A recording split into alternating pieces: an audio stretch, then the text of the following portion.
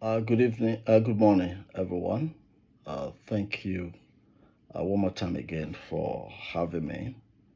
So sorry during the lecture, the last time we could not take your questions. So I'm taking out this time to provide answers to the questions raised. So let's get started. Number one, sir, you said every business faces setbacks.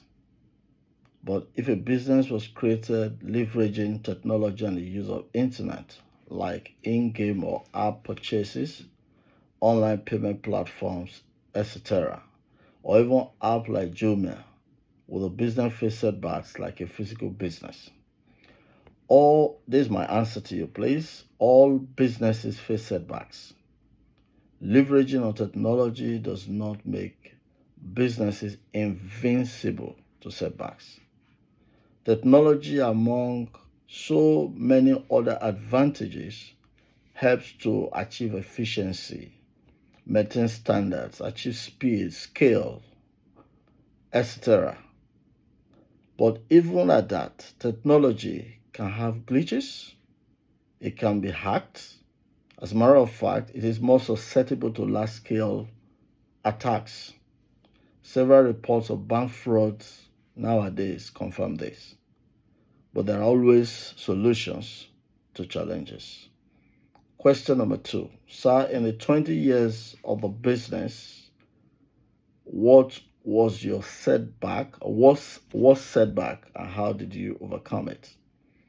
We have had several setbacks in the course of our journey in business. We have had and still have from time to time with human resource. Though people are the greatest asset of businesses, they are also the greatest source of concerns. Some people are reliable, others are not. Even those who are reliable today may turn to be otherwise tomorrow. So, one of the greatest lessons we have learned is not to work with people with trust alone, but much more with controls, checks, and balances. That way, we have been able to mitigate human related challenges in business. Question number three. So, for a person who is a total novice to entrepreneurship, what books will you recommend that they read on topics like mindset transformation, understanding finance, cash flow, business strategy, integrity, scaling up the business, sustainability, and customer retention? My answer is that there are so many books to read. Sometimes a book may make sense to one person and it may not make sense to the other person. However, for the sake of your question, I will mention a few that I have read and have helped me. One, Think and Grow Rich by Robert Kiyosaki. Another one, Lessons in Military Leadership for Entrepreneurs by the same Robert Kiyosaki. Then Extreme Ownership by Joko Willings and Late Babin. These books are by military officers. And then the last one is Making It Big, recently published by Femi Otedola. That book is very, very good. It's highly recommended. Question number four. Sir, what was your toughest time doing business? And what gave you the confidence to keep pushing through despite your challenges? Our toughest time was at the beginning when we had nothing in terms of capital and also when we knew very little about the business. So the next was when we wanted to scale. We borrowed money that we could not pay because all our assumptions did not end as expected. There were calls here and there, some were threatening legal actions, but at the end of the day, we paid up all and we moved on. Two things have kept us going, even in the face of challenges. One, from our continuous learning, our readings, research, we have seen how bigger organizations have had bigger challenges and how they solve them. We believe if we are focused and continue to learn and adapt, we also overcome ours. Second, our consideration for the people that work with us. We always ask ourselves this question: if we give up, where will they start from? Some of them have been working with us for more than 10 years. So the concern for our partners, our employees, also keep us going, because we must keep making provisions for them. Number 5, during the startup phase, you seem very confident. You took out lots of loan, and that's a lot of risk.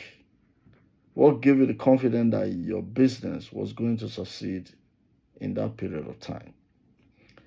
Listen, this is my answer. Nobody goes into business having all the answers. Nobody. Business is about the ability to take risk.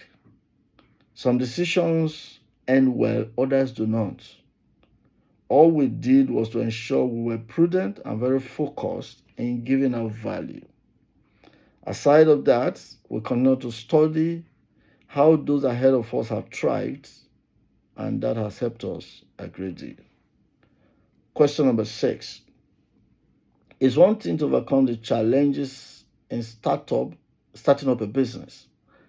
Question is, after overcoming the first set of challenges in starting a business, what were the steps, action points, or system you implemented that helped you take your business to this level that you now have over 160 employees? Okay, this is it. One of the greatest secrets to business sustainability and scale is continuous learning and continuous adaptation. That's why one author said the rule number 1 in business is change or die. Why is this? This is because what worked for you yesterday may not work today.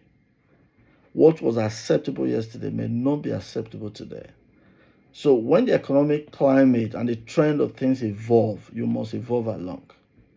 You must try as much as possible to be ahead of change, or you end up a victim of change. So change has been one of the greatest assets. We change along. Question number 7. I'd like to ask, what was your inspiration behind Cedar products? And where do you see your business going in the next decade? I also wanted to ask what books you would advise me to read. Cedar started out of needs, the need to improve on our economic well-being. Necessity, they say, is the mother of invention. The vision of our business is to become a household name, not only in Nigeria, but within the African sub-region. And we are taking steps and gradually getting there. In terms of the books to read, there are no set books. Your information or knowledge need per time should determine the books you should look out for. If you want to, for instance, you're thinking of what name should I call my business, there are books that are available for that, on how to name your business so that the name is easily remembered, the spelling is easily remembered, and all of that. The name should be suggestive of what you are doing. If you are thinking of scaling, there are books to read on scaling. So whatever is the information need you have, or the question you want to answer, that should determine the kind of books you should look out for. However, reading books of people and companies who have done what you are trying to do will be of great advantage. I mentioned a few earlier. Question number 8. So I wanted to ask, for your business to grow this large, you have a special recipe. Has your recipe ever been exposed? For you to have grown this big, it means you have other parties, employees, other people that work with you. If they have exposed it, how did you handle it? And I also wanted to ask you about your expansion plan. All right. The question is yes, we have a very special recipe.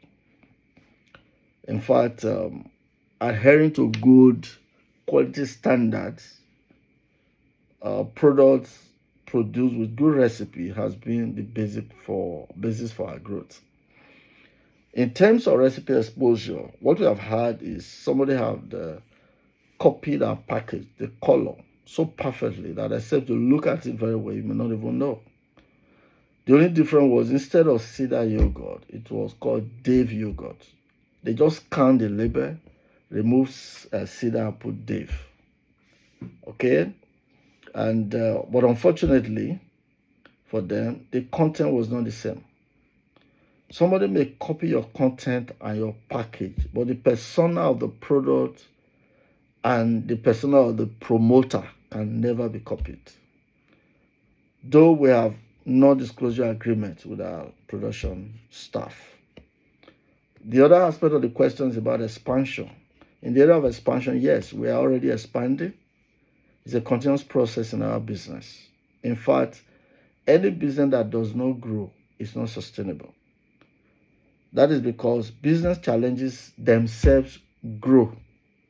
So if you don't grow to match, they will overwhelm you, and that will be the end of that business. The last question, which is number 9. I wanted to ask about your story of betrayal. Did you ever trust someone that you turned a blind eye to them and they took advantage of the situation? I know you are working in a food business, so how did you overcome preservation in the early stages? Yes, we have had trust betrayed a few times, but that did not stop us. In business, every event that happens is a lesson to learn, and that should determine your next step. Like I said earlier, we have learned to operate more with controls than with trust. For those of you who want to be in business, take note of something. Never you set up your business in such a way that the survival of the business is on the shoulder of one man. No. The survival must be on you, the entrepreneur.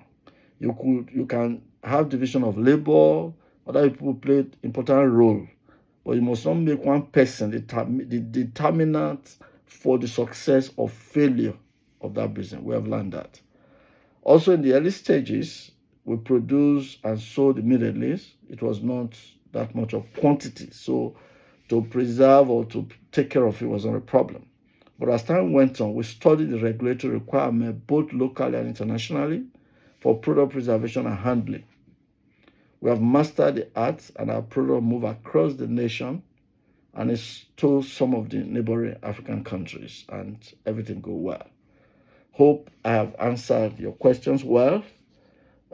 Welcome. I'd like to welcome as many of you who want to join us in business because we're solving a lot of problems.